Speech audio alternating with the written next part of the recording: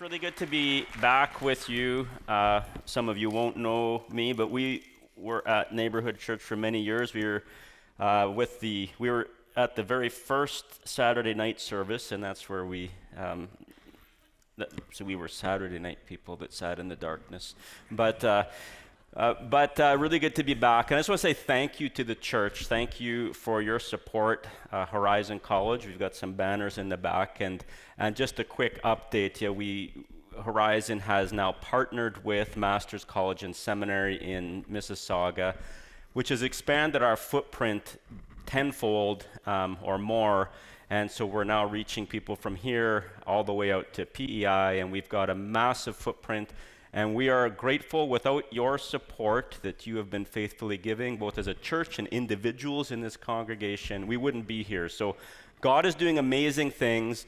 And let me just say, we have an opportunity for you if you feel any type of inkling or calling in your life. We're here to serve and prepare Christian leaders. And we need Christian leaders, both professional pastors and people who can be contributing members that are informed as part of the church.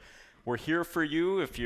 It's not just if you're in high school and looking what to do next. We can certainly serve those coming out. But if you're a young adult, you've already done a certificate or a diploma somewhere at like Sask Poly, you can take that and turn it into a degree in only 2 years with us and get some essential practices and knowledge. And if you've already got an undergraduate degree, we have a seminary. You can go on and do a master's degree. Everything is highly accessible. And thanks to your generosity, we're able to keep our tuition rates as among the lowest in Canada. So check us out, and you can start as early as January. So that's my little pitch. Really good to be with you, and really good to be with you for Advent Sunday. I love Christmas. I love the joy that Christmas brings, and I know it's a stressful season. Come on, we know it is, but statistics tell us that despite the stress, still the vast majority, 80% of people, I just made that number up, I forget, I read the stat somewhere, it might be slightly lower, some percentage and a higher number, prefer to have the holiday despite the stress. And so it's stressful, but it still brings us a lot of joy. And we have the pink candle. It's the joy candle. That's why it's a different color, because it's all happy. And we have all kinds of Christmas traditions that we do that bring out that joy. And one of the more contemporary traditions, this doesn't go back hundreds of years, we'll say it's a newer tradition that a lot of us have, is the Christmas movie. Right? We got the Christmas movie. We have our favorites, right? Some are up there that might be some of your favorites. You might have some favorites that are a little less conventional, but the Christmas movie is one of those joyful activities that has become part of many people's Christmas tradition. And you recognize the Christmas movie. Let me just describe a plot for you, and you tell me if you know the movie. All right, so Lisa, or maybe Brenda or Barb, is working in the big city. She's got lots on the go. She's got no time for friends, and certainly not romance. But due to a unforeseen, uncontrollable circumstance, Lisa, or Debbie, or Gina, has to go home to her small town, probably in Colorado. And when she gets there, Lisa, or Barb, or Kathy, runs into a handsome but oh so annoying stranger. And due to circumstances beyond her control, they end up having to spend a lot of time together. And slowly they build a bond. And Lisa, or Mary, or Drusilla, starts to feel this love in her heart. And she realizes there's more to life than just the busy corporate city world. And so she's going to profess her love. But alas, just before she and the handsome man profess their love to one another. A misunderstanding happens. And they realize that there's no hope for this. And so she decides to head out, and she's going to go back to the city on a plane, or better yet, a train. And just before she boards, always running down the platform, or whatever it might be, comes the handsome man, and he clears up the misunderstanding. And they profess their love to one another in front of the whole town, who for reasons are all assembled for this moment. And everybody is happy. So you know what movie? Have you seen that movie? Yeah, pretty much every Hallmark, well, one of 3 Hallmark Christmas plots. Let me give you another one, a little more controversially. Here's a little more controversial Christmas plot. It's Christmas Eve. High up in the sky, flying at 30,000 feet, is Detective John McClane. John McClane is flying through the air. New York police detective John McClane, he's on his way to Los Angeles to reconcile, he hopes, with his estranged wife Holly. And due to unusual circumstances, he ends up on the 34th story of her high-rise Christmas party, cleaning up in the bathroom. Well, the entire Christmas party is taken hostage by a gang of terrorists. And through unlikely circumstances, John is able systematically to take out all of the terrorists, and at the end emerge hand in bloody hand with his estranged wife, where they can profess their love to one another in front of the entire Los Angeles Police Department and the fire department and the friends that they've made, and even one last terrorist who comes out for a final hit before being taken down, and it ends happily and they drive away. Christmas movie. Now I know there might be a fight in the parking lot after the service between those who insist that Die Hard is not a Christmas movie and those who know that it is. But we have the Christmas movies, and it's part of our tradition. It's part of what brings us joy. And I don't know if you've ever noticed this, but the Gospel of Luke starts off with a joyful Christmas story. The first story in the OG Christmas movie right here in the Gospel of Luke. So we're going to take a look here at the Gospel of Luke. Now, one of the things that's happened since I left the neighborhood is I got older and I can't read anymore without glasses. What Pastor Ethan calls these my Mississauga glasses, but really they're $3.99 at Yisk. So anyway,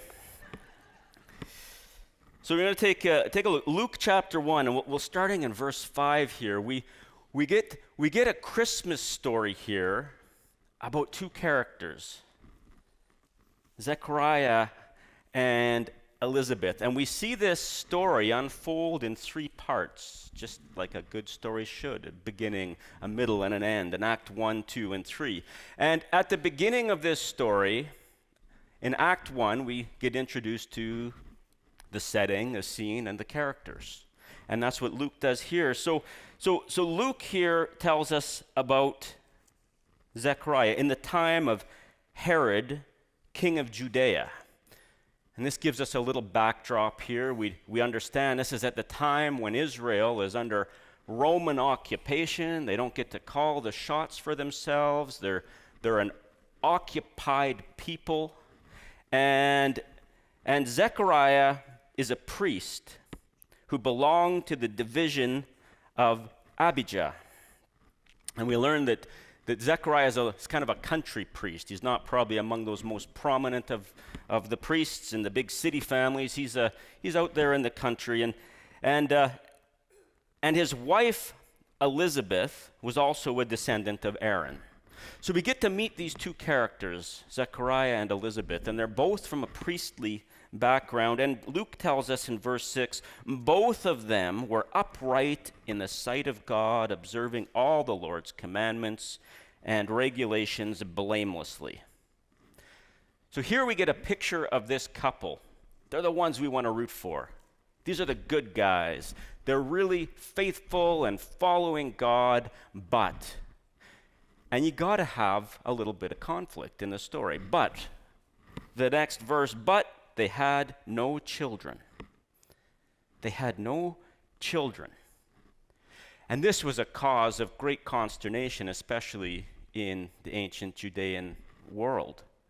Because especially for Elizabeth, to not have a child felt incredibly shameful, even though obviously there's nothing that she could do about that.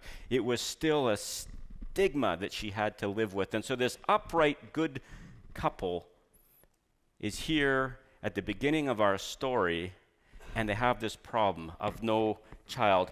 Now, once a year, Luke goes on to tell us, or once when Zechariah's division was on duty and he was serving as a priest before God, he was chosen by lot, according to the custom of the priesthood, to go into the temple and burn incense.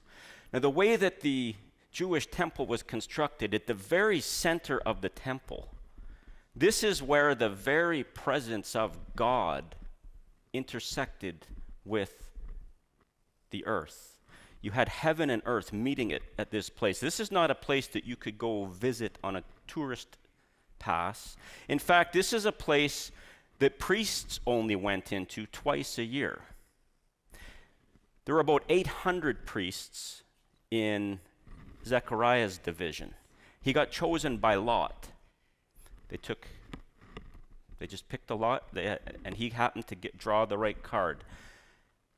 This is a once-in-a-lifetime opportunity. In fact, most priests would never even get to be where Zechariah is right now.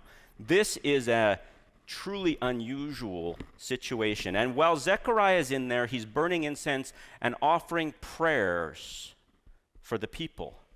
Now, Israel is an occupied nation. They're oppressed. And their prayer is, God, where are you? Are you going to deliver us? When are you going to remember us? When are you going to set us free?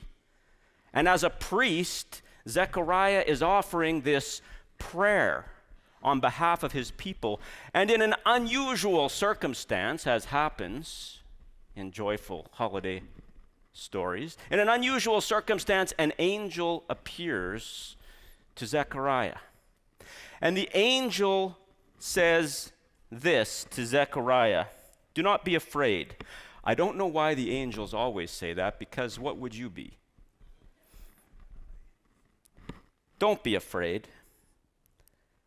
Your prayer has been heard. What prayer? Your wife, Elizabeth, will bear you a son, and you will give him the name John. And then look at the verse 14. You will have, 3 times, this is a joy story, great joy and gladness, and many will rejoice at his birth. In verse 14, 3 times, Luke tells us this is a joyful story. You will have great joy and gladness, and many will rejoice at his birth. And so Zechariah is praying, and the angel appears, and he says, I've answered your prayer, and your wife is going to have a son. And then he goes on to say what this son is going to do to change the world, and that he's a picture of something bigger that is to come. Now, Zechariah didn't believe the angel. He's like, we're old. We're past the age of childbearing. God, I don't think this is going to happen. And this reminds us a little bit of an Old Testament couple, Abraham and Sarah, who also had the same experience. And the angel says, listen, I said don't be afraid. You're afraid. You didn't believe me. So you are now going to be mute until this happens. What's interesting about Zechariah being mute is that he had a job to do when he left the temple. In the temple, when he was in that inner sanctuary, he was praying on behalf of the people. When he left, his job was to utter a blessing over the people. So Zechariah now can't do his job. He can't actually give the blessing on the people because he can't speak. But he leaves there, and everybody recognizes this is that he's seen something, and it's all exciting, and he goes home and spends some time with Elizabeth, and Elizabeth becomes pregnant. What's interesting then about this is that the answer to Zechariah's prayer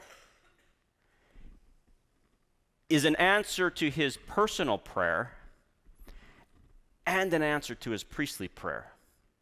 God paid attention to Zechariah's own individual personal desires, and he dovetailed it with a much bigger, arguably, certainly, more important program than just Zechariah's and Sarah's desire for a child. So that first act closes with this answer to prayer. The second act now moves us over from Zechariah to our other main character, Elizabeth. I said Sarah, but her name was Elizabeth. Sarah's her Abraham's. Anyway, so Elizabeth now becomes pregnant, and as we learn in the story, she's really too old for this to be possible. So she becomes pregnant, and if we look here, Luke skips over here, or I'm skipping over Luke's interweaving of different stories where the angel appears to Mary about Jesus, and now we're just going to follow the Zechariah-Elizabeth story. Elizabeth gets pregnant, and after the angel visits Mary, Mary says, you know what, I'm going to come and visit Elizabeth. And so Mary goes, at verse 39, at that time Mary got ready and hurried to a town in the hill country of Judea, where she entered Zechariah's home and greeted Elizabeth. And we heard this morning already. When Elizabeth heard Mary's greeting, the baby leaped in her womb. In a loud voice she exclaimed, "Blessed are you among women, and blessed is the child you will bear. But why am I so favored that the mother of my Lord should come to me?" Verse 44 now. When I heard your greeting, the baby in my womb leaped, Luke tells us, for joy. Joy was what the angel told to Zechariah would happen. And now the baby in Elizabeth's womb leaps for joy. The angel told Zechariah that this baby was going to be a prophet who would be foretelling and making way for Jesus. And here at the very first interaction between Jesus and John, while they are both fetuses in their mother's wombs, already John is acting as the angel said he would in pointing forward and identifying who Jesus is. And so we have this similar to what happened with Zechariah. We have this answer to prayer in more than one way. Back in verse 25, Elizabeth says this, "The Lord has done this for me," she said. "In these days he has shown his favor and taken away my disgrace from among my people." God answered Elizabeth's prayer personally. But just like God answered Zechariah's personal and priestly prayer, here God answered Elizabeth's personal prayer, but part of a bigger program. And as this baby leaps in the womb and recognizes Jesus, we get a foreshadowing that there's more to the story than what's just going on with Zechariah and Elizabeth. And so Act 2 ends with Elizabeth interacting with Mary. Act 3 now, the final act, comes together here in verse 57. And we have here this is when Elizabeth is actually going to have the baby. So when it was time for Elizabeth to have her baby, she gave birth to a son. Her neighbors and relatives heard that the Lord had shown her great mercy, and they shared her joy. We know it's the last act because everybody's at the train station. Elizabeth's here, the neighbors are here, the friends are here, everybody is here. And in verse, can't read even with these glasses, in verse 58, everyone rejoiced with her. Luke uses a funny word here in Greek that's actually a combination of being with and rejoicing, and smushes them together. We don't have this. Hallmark really needs this word because this is truly the word for the final scene. Everybody is rejoicing together. Everybody shared the joy. And then we move on to John is going to be circumcised, and Zechariah still can't speak. And the people say, well, what are you going to name him? And Elizabeth says, his name is John. And they're like, John? Like, who's John? There's nobody in your family named John. No, we better ask your husband, because that's how it was back then. But he can't speak. And so he's like, give me something to write on. His name is John. And as soon as Zechariah confirms that his name is John, all of a sudden his vocal cords are released. And he goes out praising. And then he gives a prophetic utterance about John. And he's filled with the Holy Spirit and prophesied, praise be to the Lord, the God of Israel, because he has come and has redeemed his people and raised up a horn of salvation for us in the house of the servant David. And he goes on to talk about how John is going to be instrumental in a big program that God is doing. The blessing that Zechariah couldn't give when he exited the temple, he now is able to give.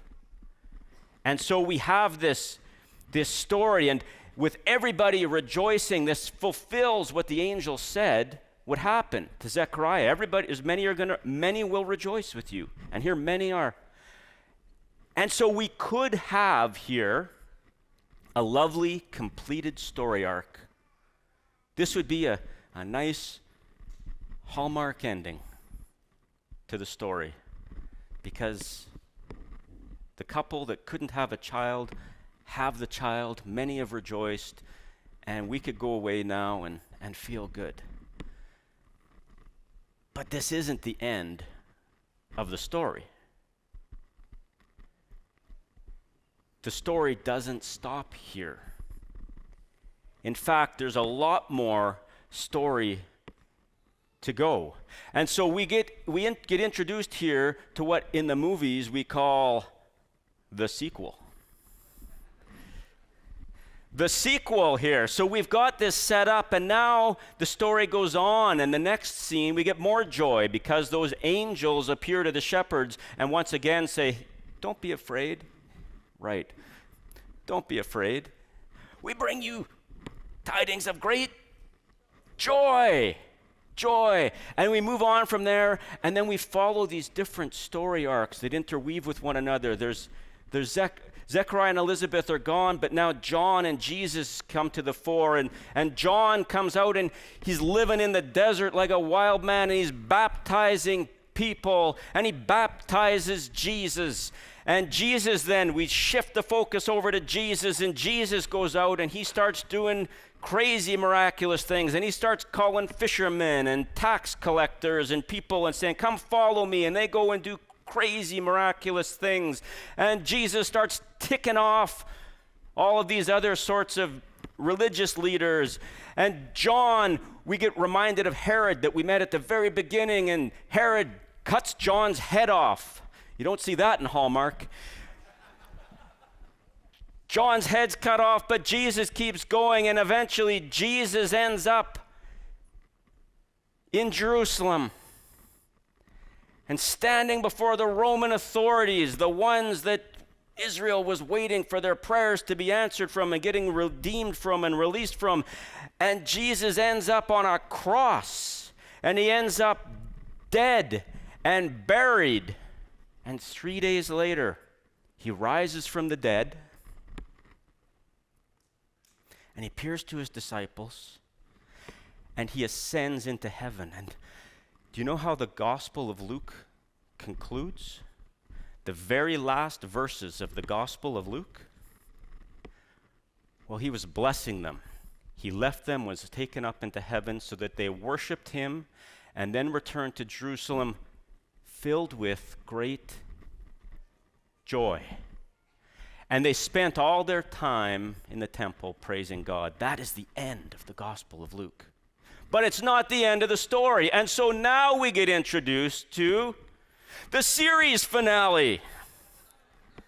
Because the series finale carries on after Jesus goes, then the disciples carry on the mission and the mandate. We get the book of Acts, and we get introduced to people like Paul, the apostle. We get introduced to Stephen, who gets murdered. We get introduced to other disciples. We see this continue on. We see this continue on past the New Testament. We see the early church continue to follow Jesus, being persecuted and thrown to lions and burned alive. Again, not Hallmark, maybe Die Hard. And it carries on like that until the very end.